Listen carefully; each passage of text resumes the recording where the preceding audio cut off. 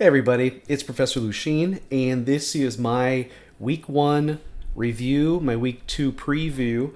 I had said in my intro video that I was going to try to do something like this, and a lot of you have already gotten on the website, you've submitted some assignments, and so I'm going to provide you some comments and updates, and then also talk about the course projects, because I just did update those, and I'm kind of proud of where they are now. So like I said, I'm going to talk a little bit about what I've heard so far from you from the pre-course survey. If you haven't completed it, you still have a little bit of time because it's actually Thursday morning right now as I'm recording this. It's due by Saturday, I believe. I'll talk about what I'm seeing and what we have coming up, and I'll talk about the course projects.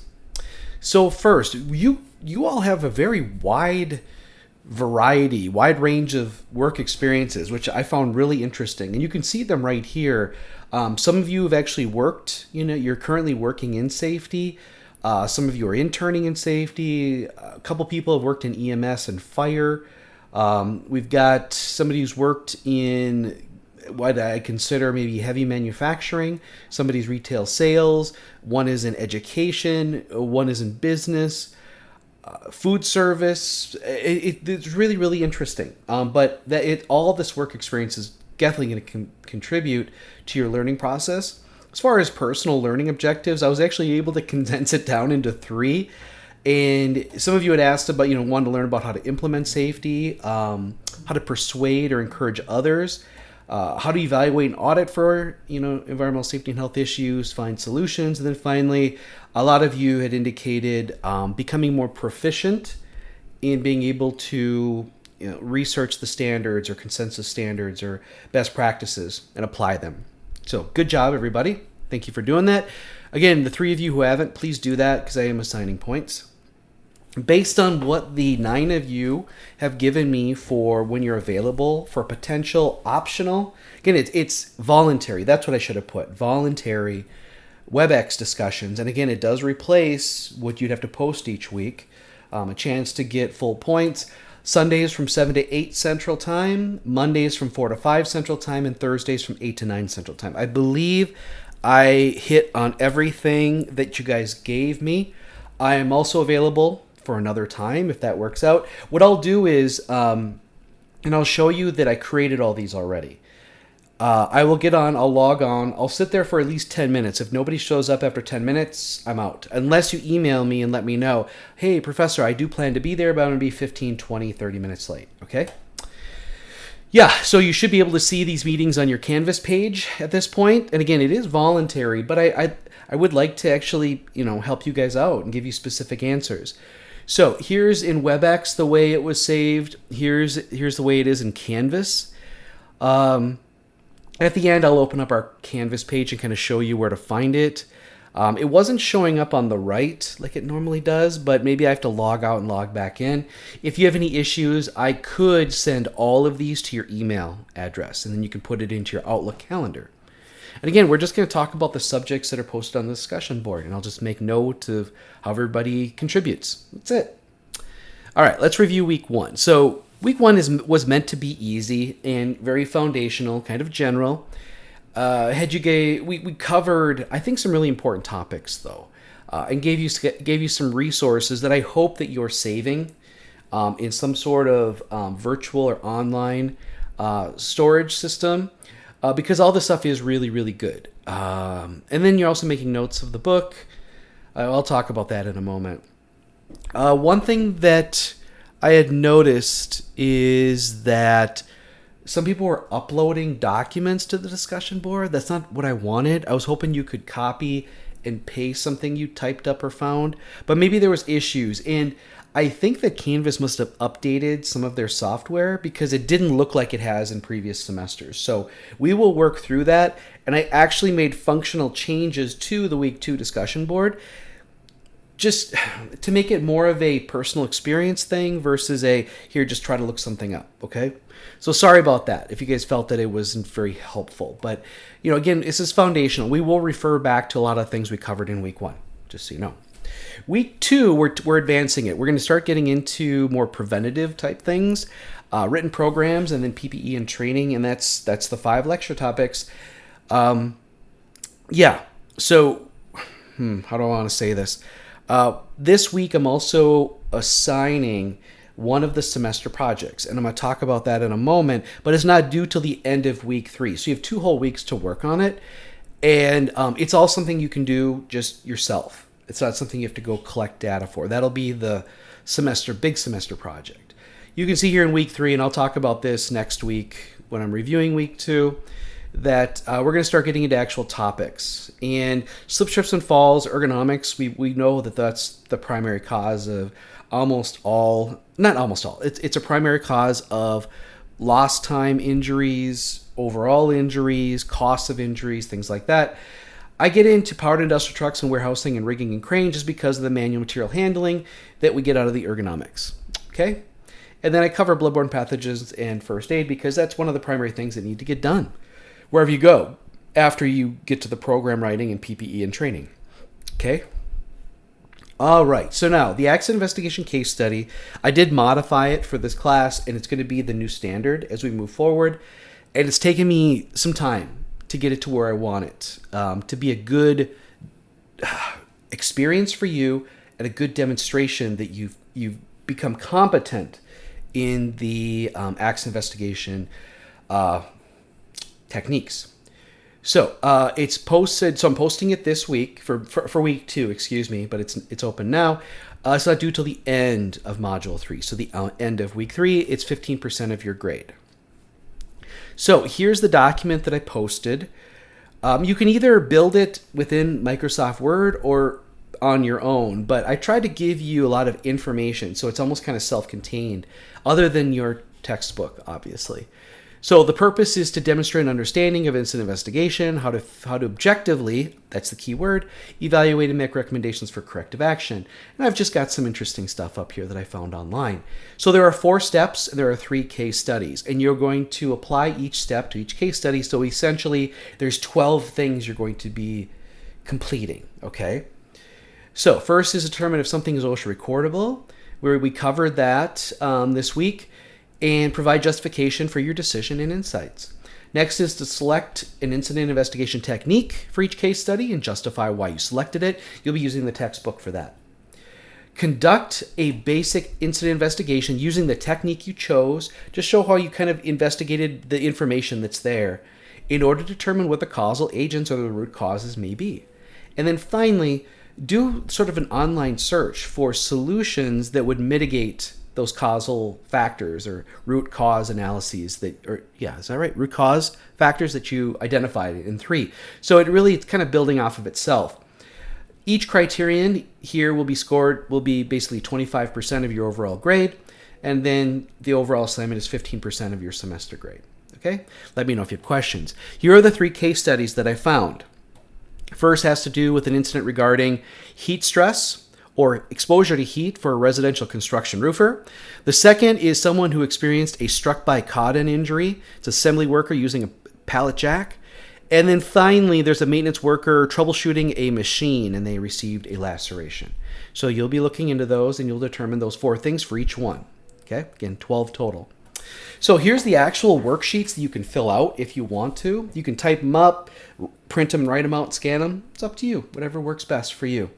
First one is, how do you determine if OSHA recordable? I gave you the references up here, and here is the basic decision tree. So you select yes, no, maybe. It's kind of a trick, but it's yes or no. It's pretty straightforward if you understand it. And then comment on what you learned through this experience of rating these 3 incidents. Criterion 2, what I want you to do is make a recommended technique. So really look and see how Oakley defines the application for the different techniques, and then select one and justify it based on the conditions of the incident you're analyzing. Okay. Third is, for each case study, provide an explanation of how you perform the technique itself and identify the causes. It's a causal assessment. And try not to blame the worker. I'm really stressing not to blame the worker.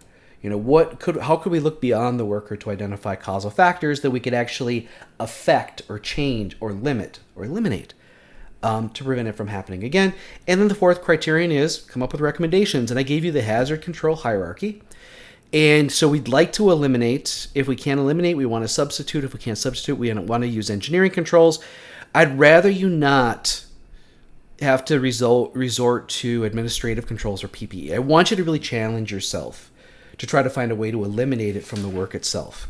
I get stuff falling behind us. Oh, sorry. Next is the final paper. That's worth 20% of your grade.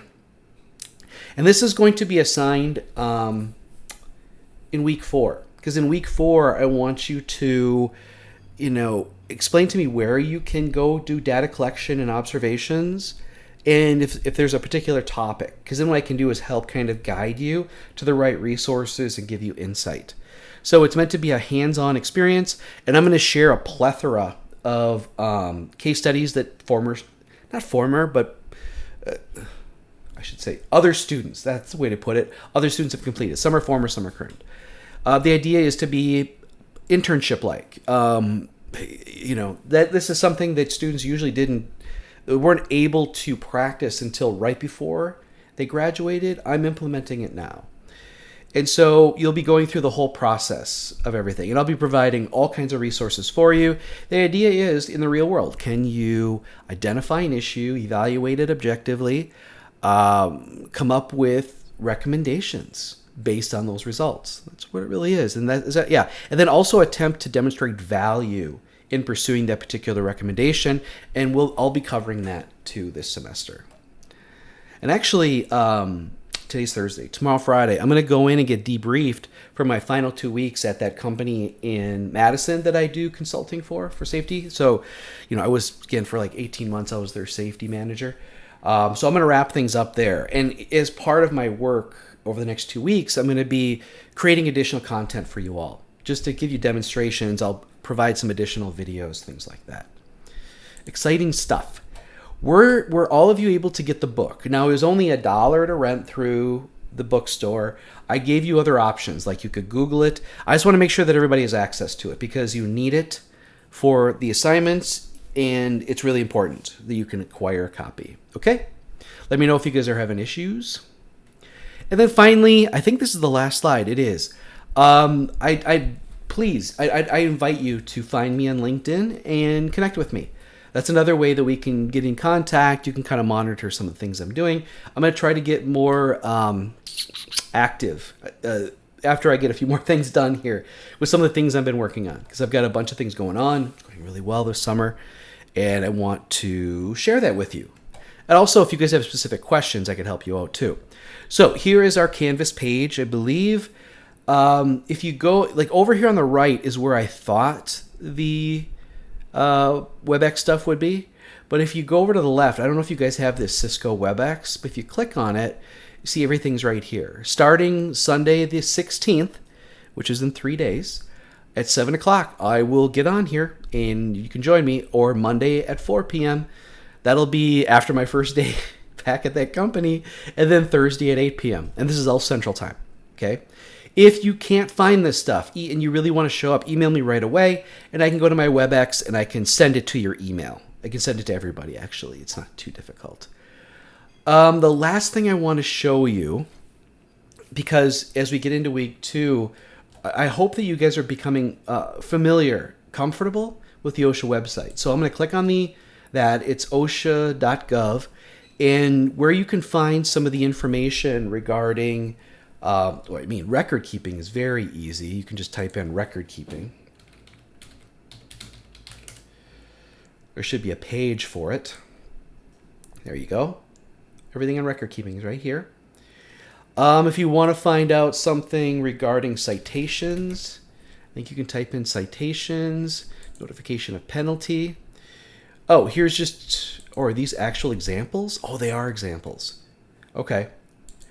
If you want to see penalty amounts, I believe that would be under enforcement. Penalties. Here we go. So here's the updated penalties. You can also find it, or at least referenced in the OSHA compliance manual.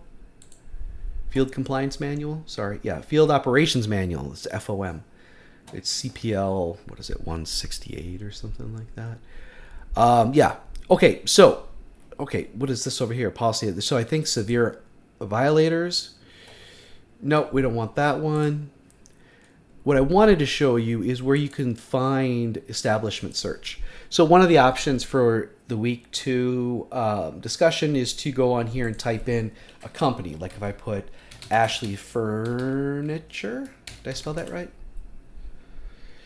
I can find a bunch. They have locations in Wisconsin. I know that they received some pretty hefty fines not too long ago. Let's go on the next page and see if that's where it is. Maybe it doesn't go back far enough. Maybe I need to Ashley Furniture and go back. Let's go back to 10 and see what happens. It's just they have like a historically high case that happened. Is this it right? No, that's California. Let's go back even further. There's the 27.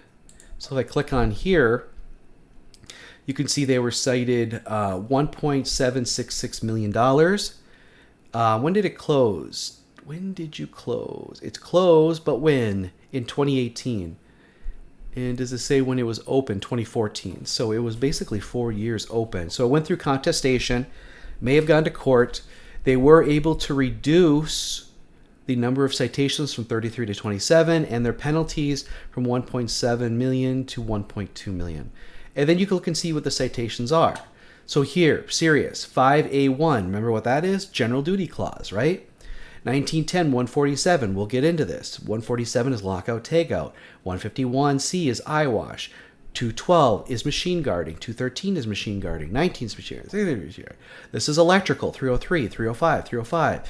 More lockout tagout. More machine guarding. More lockout tagout. Another machine guarding. And you're like, well, how did he do that? Well, because I've got the standards pretty well memorized. So that's why I can look at the numbers. Now you can click on it and then read it. That what was the issue here? Let's see. Control of hazardous energy lockout tagout. See it right up here. So here's the citation itself. We don't have the language unless it's right here. Here's the language. So when I ask you to cite a standard, I'd like you to cite all of this.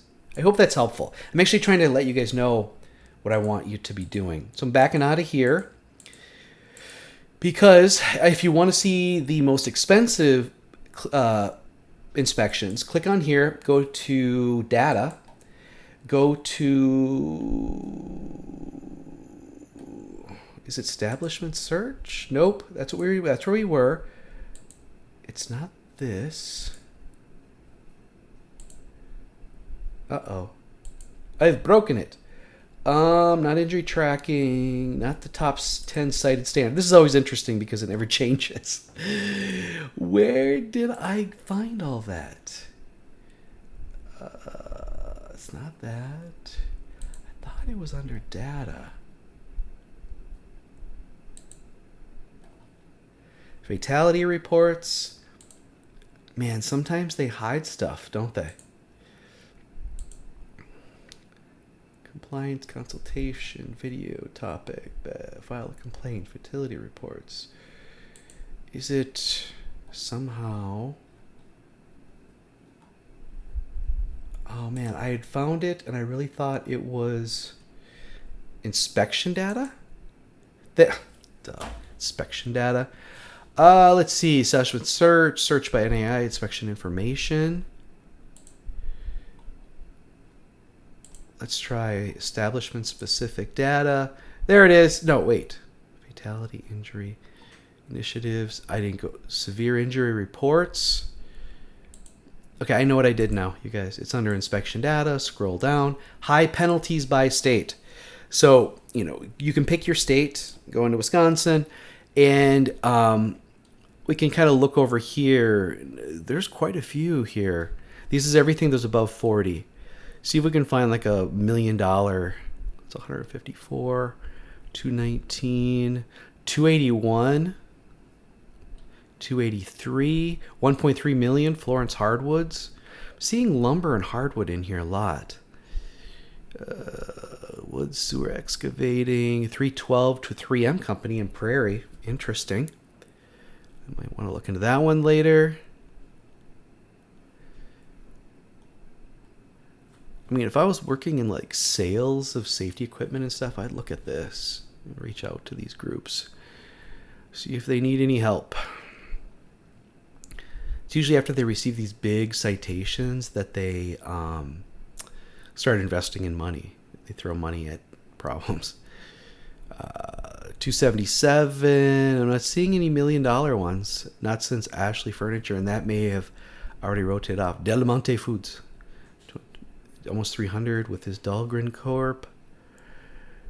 Yeah. So you guys can look through this. You can look through other states. We've got quite a few that break that 100,000 penalty mark. Wow, it just keeps going on and on. I don't even, what year are we in? We're in 2020 now. Interesting. And as a comparison, our twin, do we have many 100,000s here? Fairview, Scenic Foods. I'm wasting your time. I apologize. I just wanted to kind of play around a little bit. They've redone the OSHA website, and sometimes it's difficult to find stuff. Yeah. So anyway, I'll leave it at that. 21 minutes. So if you have any questions, let me know. I hope to see you guys see some of you at least in the upcoming week discussions. But that's really where we are with the course right now. But I'll keep updating this as we go. Thank you.